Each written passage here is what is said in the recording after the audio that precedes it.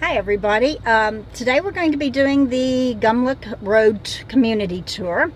I chose that for numerous reasons. One is that there seems to be a lot of interest in different places in the Callensville voting precinct, and this road would be in that area. And I based that on Facebook groups that talk about local history.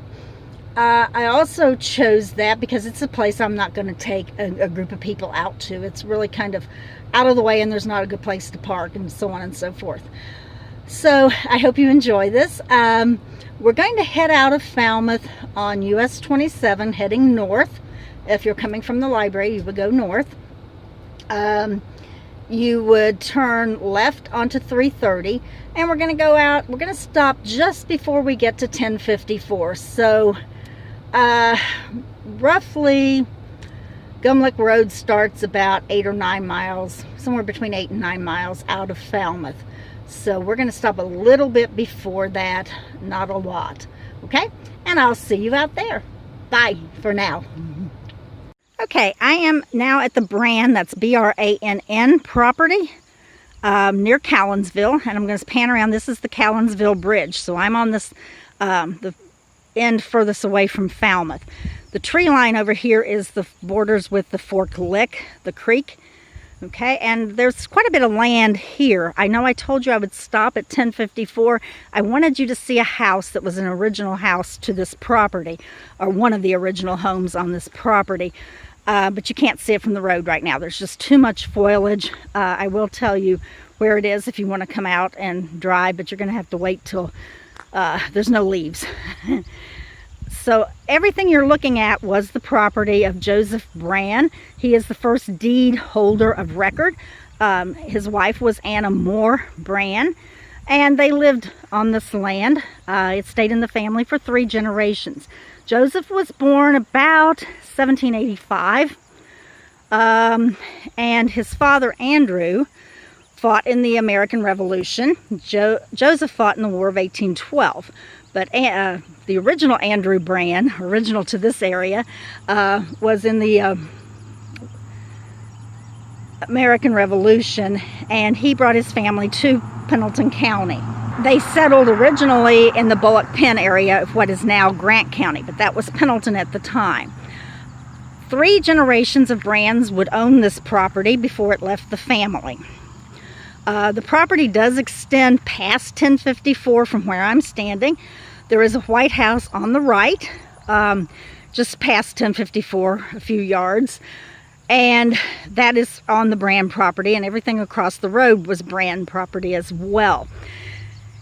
Just before you get to that white house, if you're going in the direction I'm pointing the camera, there is a lane, and if you go back that lane, you will find the home of James J. Brann, who was the grandson of Joseph and Anna Brann. And as I said, he was the last Brann to own this property. I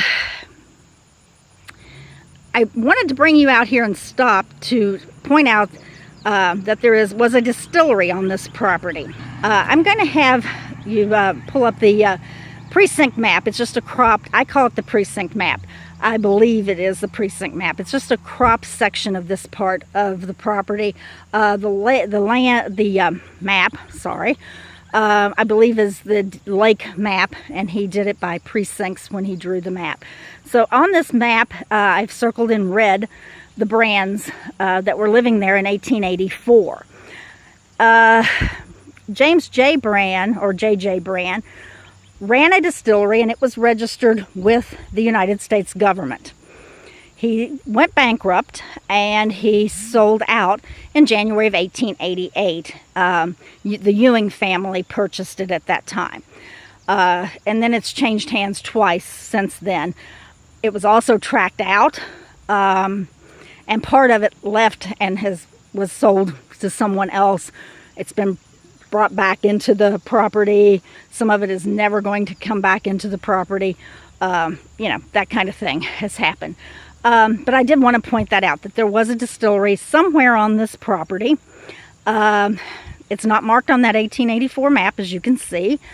And Jack Bean owned this land at the time of his death, and he had searched the property. His family had lived here for a good number of years, and he never found anything that he thought would be a distillery. However, if you look on that map, you see a spring, a warehouse, and an unmarked building. I'm not saying that that was a distillery, but I'm saying that was a pretty good choice for a distillery. If I was guessing, I would say that's where it was. But we just really don't know. But if you attended the program that we had at the library in November, Ben Wolf talked more in depth about the Brann Distillery. And I just wanted to point this land out to those of you who did attend. Right now, we're going to turn back around and head back to the bridge here, and we're going to talk a little bit about the Licking River and the Fork Lick, a little bit about Callensville. Okay, so walk with me. Okay, I'm standing on the Callensville Bridge. I'm looking at the Fork Lick. The Fork Lick is a creek. You will see it mentioned in a lot of old deeds. It was an ideal place for settlers because of the water supply. It's low today. You can see the rocks through the water there. I am going to turn like I'm going back to Falmouth. So the Fork Lick was on my left when you saw the highway there. And on my right is the Licking River, the South Fork of the Licking. The two meet. It's out here a little bit. I'm not sure just how far out, and since the creek and the river both are really low today, you can't really see the point very easily. But anyway, the two do meet here. This was important, as I said earlier, a good water source, but it was also important in the development of the town of Callensville. And I'm walking toward Callensville, and that's, as you can see, the split here. Gumlick Road kind of veers off to the right there, and that's where the bulk of our tour will be. But I did want to point out Callensville because it gets mentioned a lot. It seems like in different historical groups on Facebook, it seems like a lot of people descended from people who lived out this way. So this is the land we're looking at is the location of the town of Callensville. It was never incorporated, but there we go. And you can see all the way back here. So there was quite a bit of land here. Keep in mind there was a horse track here, several stores, taverns, as well as people who lived here. And so that just kind of pan it for you a little bit. And as I said, we are going to go on up Gumlick Road here. We're not going to go very far. We're going to pass the road on the right, and then we'll pass a little road on the left that's Hardin Road. And when you see the rock wall after you pass Hardin Road, that's where we will be to our next stop. Okay, I am just past Hardin Road. There is a lane on the left, and if you look closely, you'll see the stone fence through the trees here. It's kind of hidden by the overgrowth, but you maybe can make it out there. I'm going to pan around and show you the property across the road, because that makes a good marker. If you come out here, you maybe can see the red barn through the trees there. Let's see if I can. There it is. So right across from that would be the B. Jimmy Moore property. Mr. Moore's house set back this lane, and it's no longer standing. Mr. Moore's name was James Parker Moore, and he was known as the B-Man of Morgan, or B. Jimmy Moore. And you can see some of the rock fence here as well. Okay, let's see if I can get kind of close. There's a lot of overgrowth here, but there you go. We're going to put up a couple of pictures here for you. They are of B. Jimmy Moore's. The first one has his house in it and shows some of his more traditional bee stands. with his nuclei. And then the second one you will see is going to be described in what I'm reading to you right now. What I'm reading came out of the American Beekeeper magazine, and it is available on Google search. I believe it's Google Books has it. And the article starts with, "This apiary is the best arranged bee yard I've ever seen. Mr. Moore is known by his friends and neighbors as Bee Jimmy for the reason that he's acquired a fortune simply by raising queens. He is a man of system, which may easily be discerned on the picture." And then in the second picture, this is what they're talking about. His nuclei are elevated 2 feet above the ground, one at each corner of a square stand, in the center of which may be seen a 10-frame colony. On account of this system of elevation of his nuclei, Mr. Moore can work all day without tiring or straining his back. When I visited him early in the summer, he had some 400 nuclei and 250 odd colonies in full sway. So as you can tell from the pictures, there's a lot there. Mr. Moore shipped honey all over the United States. He also shipped queen bees. We're going to show you a couple of the ads. One he placed for his long-tongued bees, and that's why his bees were sought after. They had long tongues, which enabled them to get down deep into a flower and extract the nectar. He also shipped some to Havana, Cuba. And here's a receipt that was given to him, and a copy kept by the Morgan store, which also housed the post office. So it is a postal receipt. A couple of things I thought interesting that you might enjoy. Okay, our next stop is going to be on the Fork Lick. We're going to see the bridge here on Gumlick Road. Okay, here we are at our next stop. This is the bridge over the Fork Lick. Fork Lick, as I mentioned earlier, is a creek. This is not the original bridge, but I did want to show you, that it is here, and this is a newer bridge. The old bridge was replaced not all that long ago, 15 years tops, I would say. But the original bridge, and I'm going to show you a picture of the original bridge here. It was built by the men in the community. It was not a WPA project. The youngest person that I know of that worked on the bridge was Leon Wells, and he was born in 1918. And he told me that he worked here. He was a kid. He was pretty much a gopher, I think. What they needed, he went for. So he would have been the youngest. So I'm thinking probably around the time of the Depression, the project was started. But it was not a government project in that it was a WPA. It was just built by the men of the community.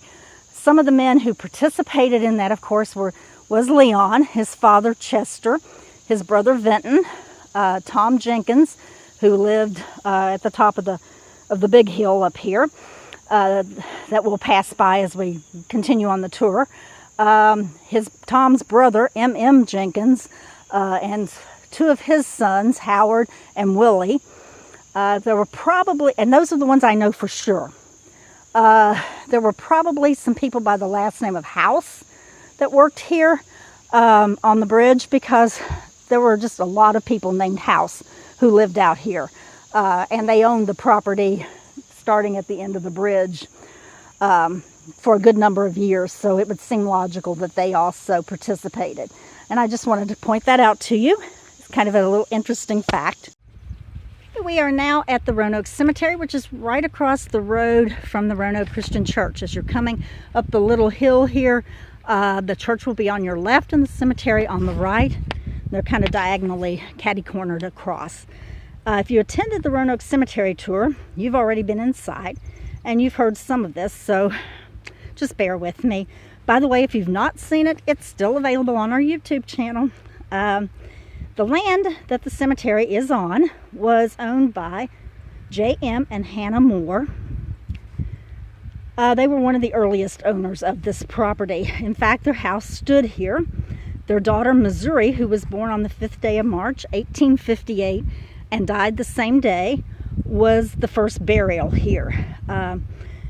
When the cemetery was started, it was a community cemetery, and each family was responsible for maintaining the graves of their loved ones. Over time, that led to neglect, and eventually the Roanoke Church became the caretaker of the cemetery.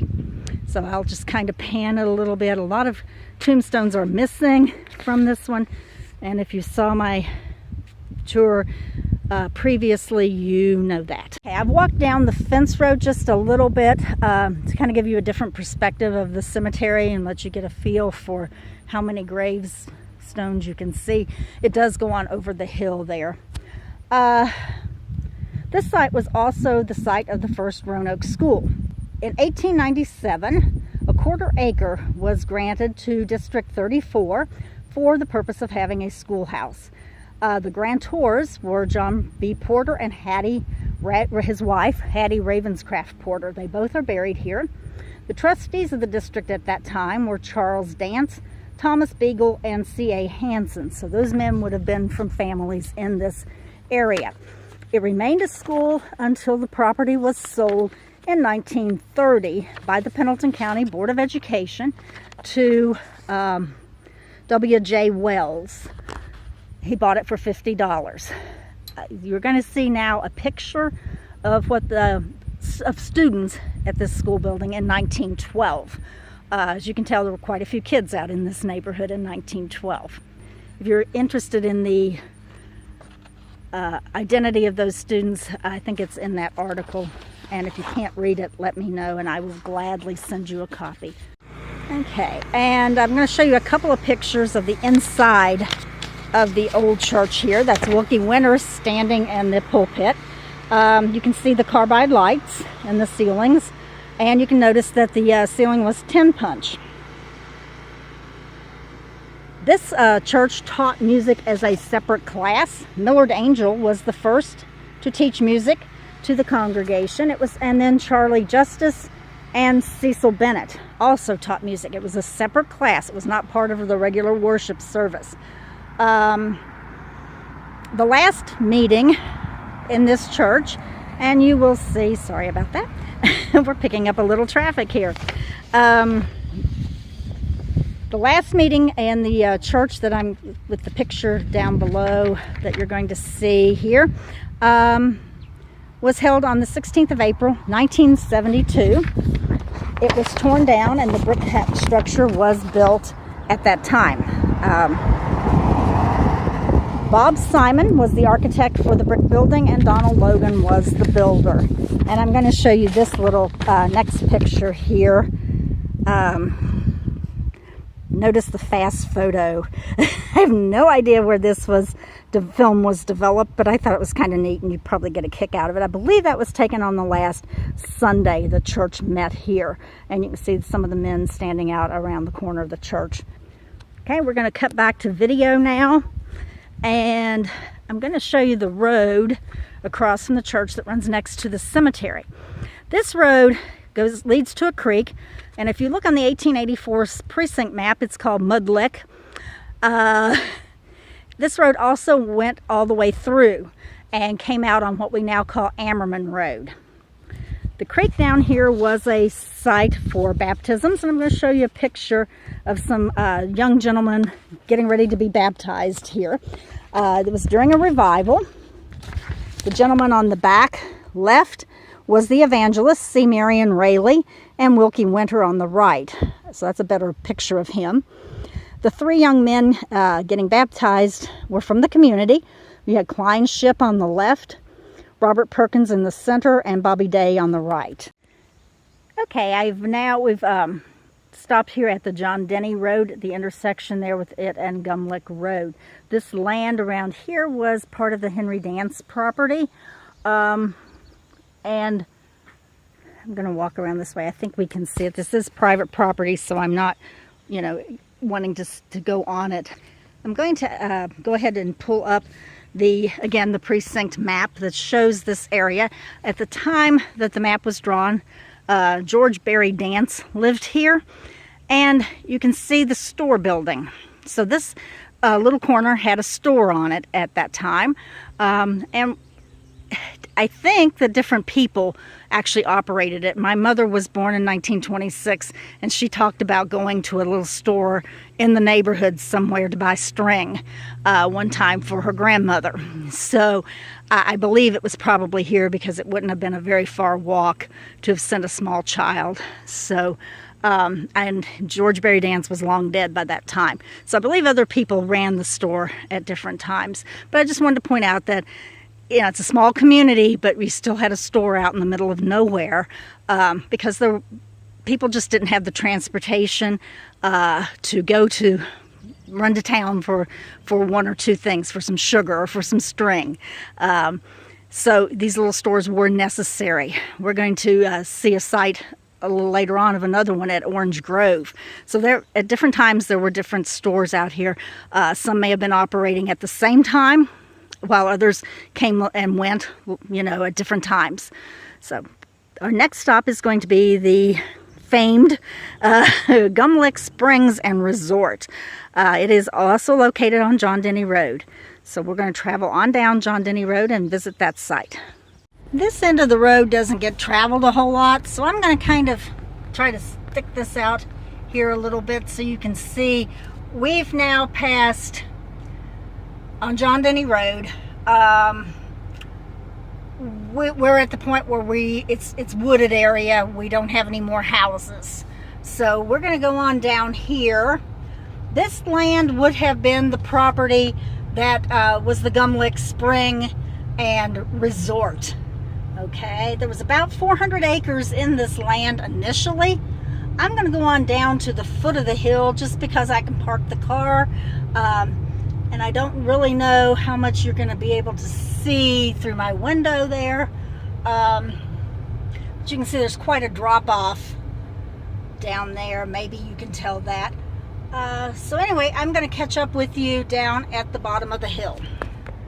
Okay, where I'm standing now, I've come on down the hill a little bit. I'm not all the way down, but I'm standing in pretty much the middle of what was the property known as the Gum Lick Resort. As I told you a few seconds ago, there was 400 acres in this property. I'm going to ask Jacob to show you the map.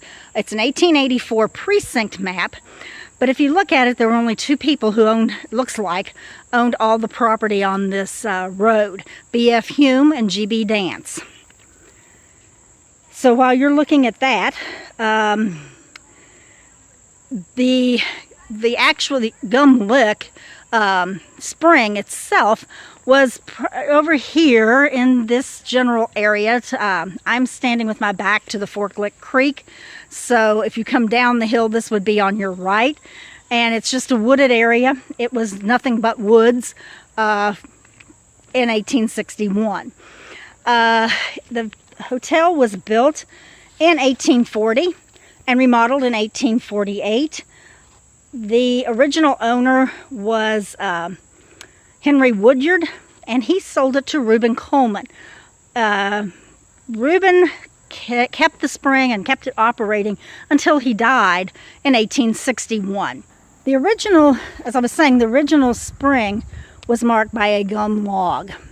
In 1892, the Williamstown Courier sent a reporter out here on horseback to write a story about the Gum Lick Spring and Resort, and that's the source I'm using because very little is known of it other than what this gentleman wrote about.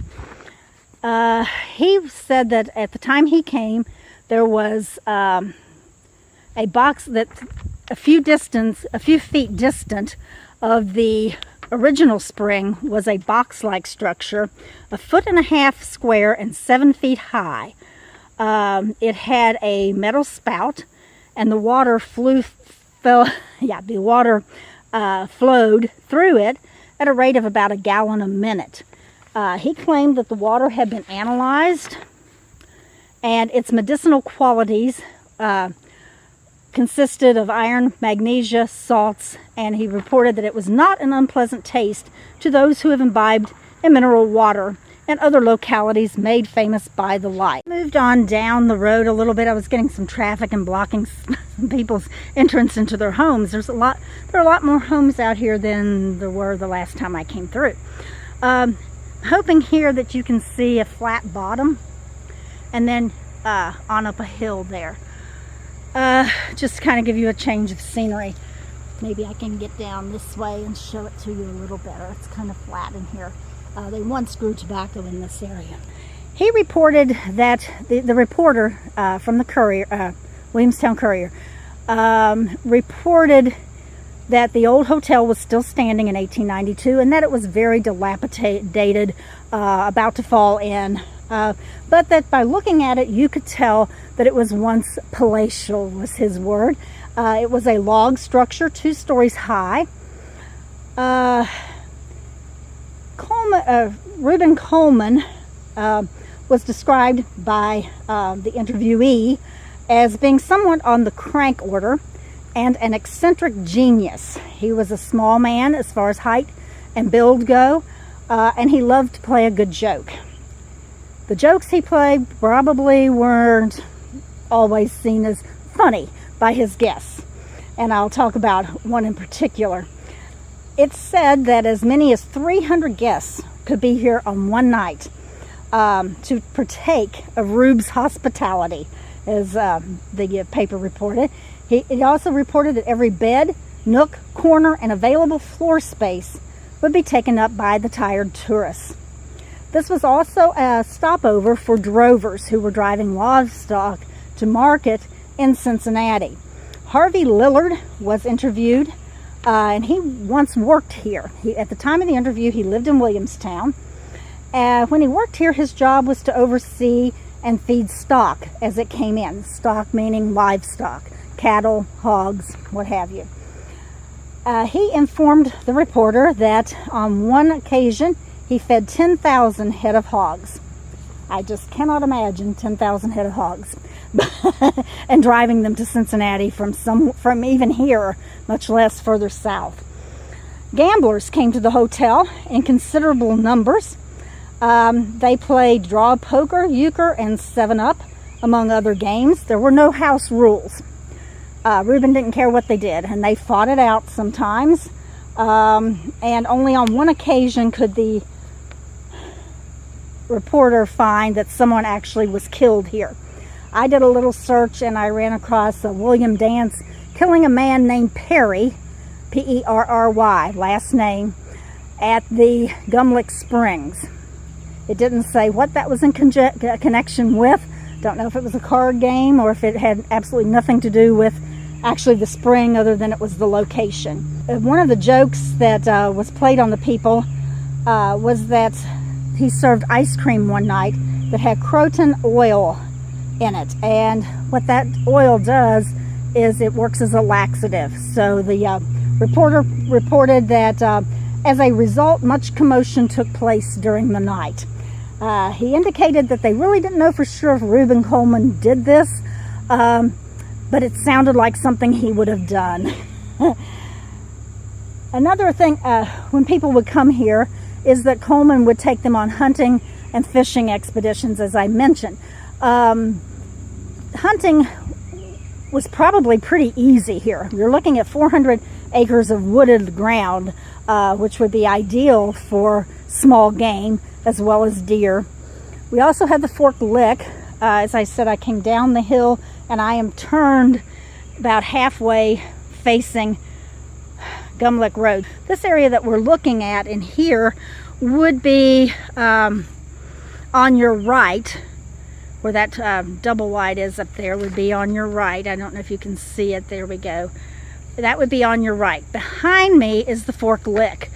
We're not going down there today because the water is up. It's just really a ford that's there, and the bridge is a culvert bridge. So not much bridge there. So the culvert bridge was a good crossing place for livestock. But if you, as we head away from Gumlick Road, and you get down to the creek, if you make a left and go about halfway between there and the Roanoke Church Road. And I'm going to ask Jacob to pull up that 1884 precinct map there that has the Roanoke Church Road boxed in red. And you see an Antrobus and a West. That would be over on Antrobus Road where they lived. So if you go about halfway between the Gum Lick Springs and the Fork Lick Creek here and the Roanoke Church Road, you would come to the Gum Lick. And in court depositions, and people refer to it as the Gum Lick. It was simply a salt lick, and that's where people brought livestock to get salt. Additionally, that would also be where wildlife would come to get salt as well. So, like I said, this was a good area to hunt in, at the very least. Okay, we are now going to go back out Gum Lick Road, and we're going to head toward the Gum Lick Baptist Church. I'll meet you there. Okay, we're now at the Gum Lick Baptist Church, and if you can see the sign, the sun's kind of bright and I can't see my screen, but if you can see the sign, it says 1882 in the lower right-hand corner. Well, that's the year that they built their building here at this location. Prior to that, if you remember, the church used the Roanoke School for a meeting place. They shared that as a meeting place with the Roanoke Christian Church. During that time frame, it just wasn't hard for churches and schools to share a building. You had circuit preachers, so most schools just met one Sunday a month. They might have met two eventually. A lot of times churches had Sunday school on Saturday afternoon or evening. So it really wasn't hard to schedule that. This land was donated for the church and the cemetery, and I'm going to kind of pan around and let you see the cemetery. This is to the right of the church. The land was donated by George Berry Dance, who was the son of Henry and Mahala Dance. He is the same George Berry Dance that we visited his store earlier, store location. When this building was dedicated, there were 21 members. In the early days, Gum Lick held business meetings on Saturday night, and if they needed to, they continued them on to Sunday morning after the sermon. They formed committees to take care of various church duties, such as entertaining, which involved feeding and lodging the pastor, janitorial committees that collected money for charities and preachers' salaries also. Each November, the church hired a pastor, and they nominated their officers for the upcoming year. The church had very strict rules in its early days. If a member showed bad conduct or behavior, they were brought before the church to confess their wrongs, and then they were brought back into full fellowship and harmony of the church. If they didn't confess, they were excluded from the church. Bad behavior included dancing, contempt, swearing, drunkenness, unethical public behavior, and delinquency in church attendance. Baptisms were held in farm ponds, creeks, and the Licking River at Morgan in the earlier years. The church had a hitching post here to accommodate horses and buggies that people would ride into church. It was initially heated by a wood stove. Electricity came to this community, as I've already said, after World War II, and the church hooked up in 1948. Prior to that, the lighting for the building was provided by kerosene lamps, which hung from the ceiling, and they were later replaced by carbide lights. The church was remodeled in 1956. At that time, the vestibule, which is the smaller building, smaller room like in front of the main part of the church. We're kind of looking at it right here with the double doors, and those double doors were also originally added in 1956.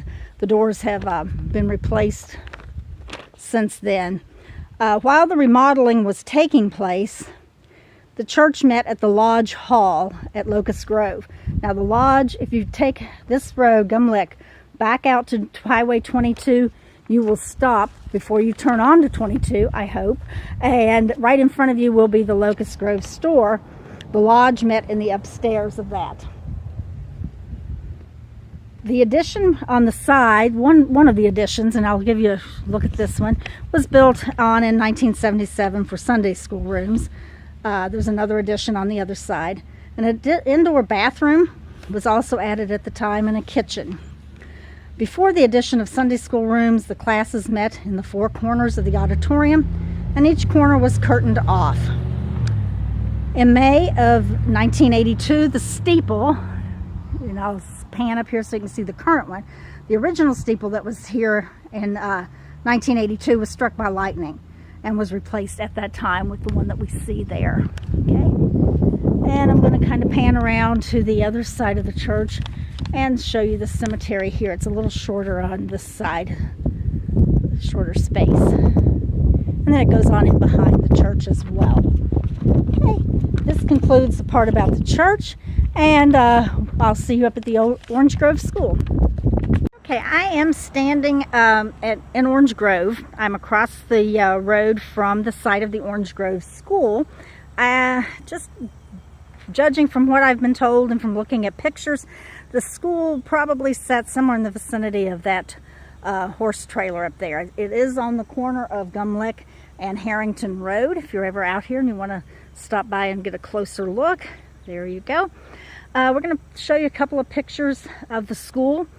The first one we're going to show you was prior to 1900. You can see how the door was made in that picture. I can't identify anyone in it for you except one person, and that was my great-grandmother.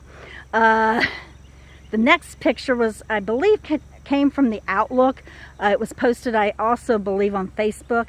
And it does have the names of the children, but you can also see how small the building was, and how, from both pictures, how many kids actually lived out here close enough walking distance to attend that school. It was schoolhouse number 69, and we're going to show you now a map of Orange Grove, and you can see the schoolhouse on it. Robert Asbury, who lived next door, was a trustee of the school at one time. He was not the first trustee. His daughter Cheney taught here. She was Cheney Arnold after she married. And several others from the neighborhood also taught here. Now next up, if you look across the, we're going to show you across the road right now. So this area that we're looking at now was also part of Orange Grove. The Sargents would have lived on up the road there, close to where the gate is, in that vicinity. There was a store on that property, and there was also a blacksmith shop. Dave Sargent ran the blacksmith shop. Joseph Sargent owned part of the land, may have also run the store. Dave Sargent also ran the store, and then later on the Scott family ran a store there for a brief period. We're going to go on up there and look at the blacksmith's forge right now. So we'll just journey on up the road. Okay, I am now trying to show you the forge, what's left of it. Not much there. You can see that there's some brick there. And I have a better picture that we're going to insert too, so you get a look at it. Most likely this is part of the original forge, because you can see it's just rock. And when I was a child, there was a building here over it. So that has also kind of gone by the way. But here's the picture of what it looked like. And that was the blacksmith shop of Dave Sargent. And later on, Raymond Scott ran a blacksmith shop here as well. And yes, that is a much better picture of the forge there. You could, the trees didn't have any leaves on them, and you could see a lot better. Now we're just going to kind of walk across here. The drive is here, and this was the location of the house. Probably the house that's, maybe the house that's Dave Sargent lived in. Maybe not, but it definitely would have been the home of Raymond and Anna Catherine, I believe, and Scott. Let me check on that middle name. And we're going to go right now to the picture of the Scott family.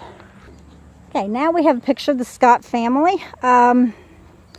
And the article that goes with that picture was headlined, "If you think you are sacrificing, read this story." The paper was dated either the 16th or the 17th of September 1943. The paper came out on a Friday, and the 17th would have been a Friday, but something in the paper made me think that it was the 16th, and the paper doesn't have the date on it. But it goes on to tell, the article goes on to tell the service history of the 6 sons of Raymond and Anna Catherine Scott, who were, at the time of press, serving in the armed forces in World War II. Another son, Walter, would eventually serve, but at the time of this article, he was a junior in high school at Morgan. In the pictures, let's see, the first one we're going to talk about is Raymond Linwood, and he is on the top row, the second from the far right. He was the first son to enter service. He became a belly gunner and a radio man in the U.S. Army Air Force. At that time, there was not an Air Force. It was the Army Air Force, or an Air Force as we know it today. By the time he ended his time in the service, he would have fought under General Douglas MacArthur in Australia. He was also given a medal for bravery in action. During the year of 1943, he had shot down 4 Japanese Zeros. And a Zero was an aircraft used by the Japanese Air Force during this war. Linwood would also have participated in the battles of the Coral Sea, the Bismarck Sea, and the Battle for New Guinea. At the time this article came out, he had been in service for 3 years and was currently assigned to in Lakeland, Florida, at a base there. He was 26 years old. Charles Scott, and Charles is on the far left of the top row, was 28 at this time, and he enlisted in April of 1942. He was a gun instructor at Avon Park Bombing Range in Avon Park, Florida. He was the Scott's oldest son. He and Lynn had been on the airways of various radio stations in the area for 5 years prior to Lynn going into the service. Together they formed the duo known as Pete and Repeat. So some of you may have had parents or grandparents that remembered listening to Pete and Repeat on the radio. I know mine did. The Scott family was a very musical family, to say the least. It was not uncommon to see Roanoke Community News or Gumlick Community News, Locust Grove Community News that mentioned them playing either some of the brothers or Mr. Scott himself playing music and providing entertainment in the community. Several of the sons did pursue music as a career, or in the music industry, I guess I should say, in their post-war careers. James Scott, he is on the bottom row, far left, was on Attu Island in the Aleutians at the time of this article. He was serving in the infantry,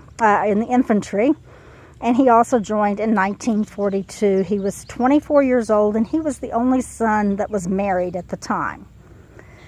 Albert Scott, he is on the top far right. He was believed at the time of press to be in Iceland with the infantry, but his parents had not heard from him in 10 months. November of 1942 was the last letter they got. However, they did report in the news that they were still receiving a war bond that was coming from him via his payroll deduction. He entered shortly after Lynn in 1940, making him the second son to enter the service. He was 19 when he enlisted. As time went on, it was learned that he was indeed in Iceland and that he was a ham radio operator at a listening post there. The next one is Ralph Melvin. He is the second from the left on the top row. Around here they called him Melvin. He lived in Boone County in his adult years, post-service years, and down there they called him Scotty. So he was at the time of printing with the field artillery in North Africa. He was 20 years old, and he entered the service in December of 1942. Later on, he would be wounded in action when a German boarded a tank that he was riding in and tossed a live grenade in it. He received scars on his face and hands and arms as a result of that. I believe that the story goes that they were able to get the grenade out of the tank, tossed it back out, but not without some of the guys being injured. The next one is, or the last one that's pictured here is, was known as Billy Guy. And Billy Guy is the bottom far right. He was in Alaska with a transport company serving troops in the area. He was 19 when he joined in 1943. While he was in Alaska, he broke his foot, and they transferred him to Fort Lawton in Washington State. Not pictured was Walter, who was I mentioned earlier being a junior at Morgan. He graduated in 1944 from Morgan High School, and then he went on to enlist as well. Walter was one of the brothers who was also musical. Of course, I think the whole family was. He became a disc jockey on WNOP in Newport, where he worked for many, many years. He was the 7th son of his parents to enter the service in World War II. It's believed that no one else in Pendleton County sent as many sons to the war as the Scotts did. And certainly no one had as many there at one time as the Scotts did. A younger son, Glenn, was mentioned in this article. He was 9 at the time, and he was the youngest, so he never served in the war. He also contracted polio as a child, and when this article was written, he was receiving treatment at a sanatorium in Louisville. He got into the music publishing business. None of the sons are alive today. This article also went on to talk about war bonds, and apparently each son was having a bond or a deduction made from their pay to get a bond sent to their parents. The article, boy, I'm tongue-tied there. The article went on to say that the Pendleton County was in its 3rd war loan drive, and these drives were made to raise money to pay for the war. You would just buy a bond at less than face value, and you would hold it to its maturity date, and then you would be paid face value or a little bit over. It was never very significantly over, but they were commonly referred to as war bonds. They worked on the same principle as U.S. savings bonds. The Scott family were members of the Gumlick Baptist Church, and Mr. Scott was a member of many organizations, including the Junior Lodge at Locust Grove, and I will be talking about the Junior Lodge in another tour. So hopefully you'll remember that he was there, a member of that organization. Now I'm going to take you down to where a very famous person lived out on this road. Not going to tell you who it is till we get there. Okay, I'm going to do this one from the car because it looks like it's about ready to rain. There's a really dark cloud behind me. This location, this is a double wide here now. It's just the next property after we pass the Scott place. This was the home of Kenny Price. Not this house.